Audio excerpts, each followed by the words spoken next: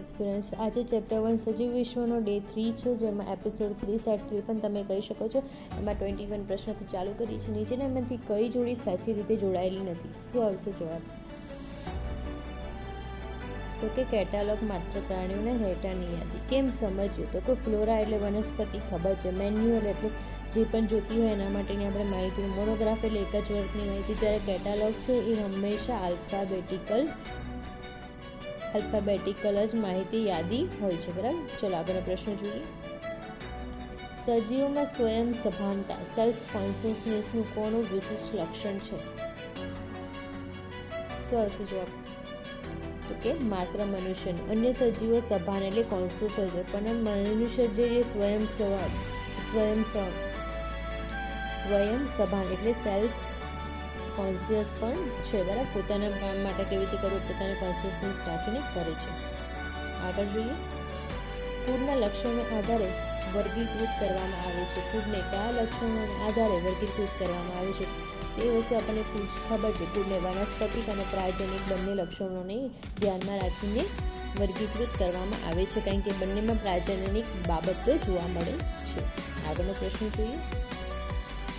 આની PDF already મારી Telegram channel પર મેં ઓલરેડી અપલોડ કરી દીધી છે, તો એક્ઝામો રેકર કરીને સર્ચ કરશો તો પણ તમને આની પીડીએફ મળી જશે. આગળ વાત કરીએ. સોલાનિયમ, ટાઇટેનિયા અને ધતુરા કયા કુળમાં મૂકવામાં આવે છે? તો એ સોલાનેસી કુળમાં મૂકવામાં આવે છે. આ ત્રણેય પ્રજાતિઓ સોલાનેસી કુળમાં ગણવામાં આવે છે. તો આગળનો પ્રશ્ન જોઈએ. સિસ્ટમેટિક શબ્દ મૂળ કઈ ભાષાના શબ્દ સિસ્ટેમા પરથી ઉતરી આવ્યો છે? તો કે એ લેટિન શબ્દ છે અને લેટિન પરથી ઉતરી આવ્યો છે. બરાબર. આગળ જોઈએ. નીચેનામાંથી કયો ક્રમ ચડતા ક્રમમાં સાચો છે? શું હશે ચડતા ક્રમમાં? આપણે ઇંગ્લિશમાં વાત કરી હતી આપણે બરાબર. પહેલાં સમ ગર્લ્સ વાળો ટોપિક આપણે ગયો હતો. તો SG, સમ, ગર્લ, ફાઇન, ઓર્ડર અને સી. ઓકે. તો શું આવશે? પહેલાં સ્પીસીસ એટલે શું આવશે? જાતિ, પછી પ્રજાતિ, કુળ, શ્રેણી, વર્ગ. આનું જે યાદ રાખવાનું કુળ છે મેં ઓલરેડી પહેલું જે વિડીયો છે એમાં અપલોડ કર્યું છે, તો તમે ત્યાંથી જોઈ શકો છો. અને જૂના ઓલરેડી 2 વિડીયો પણ અપલોડ થઈ ચૂક્યા છે, તો તમે એનું રિવિઝન કરવા માટે જોઈ શકો છો. આગળ જોઈએ. મ્યુઝિયમમાં કીટકોને સાચવવા કઈ રીતે કીટકોને સાચવવામાં આવે છે? મ્યુઝિયમમાં તો કે કીટકની પેટીમાં પિન લગાવીને સાચવવામાં આવે છે. કીટકોને પકડી મારીને પિનિંગ કરવામાં આવે છે. બરાબર. આગળનો પ્રશ્ન જોઈએ. બોટનિકલ ગાર્ડન વનસ્પતિ ઉદ્યાનો વિશે શું સાચું છે? તો કે શું?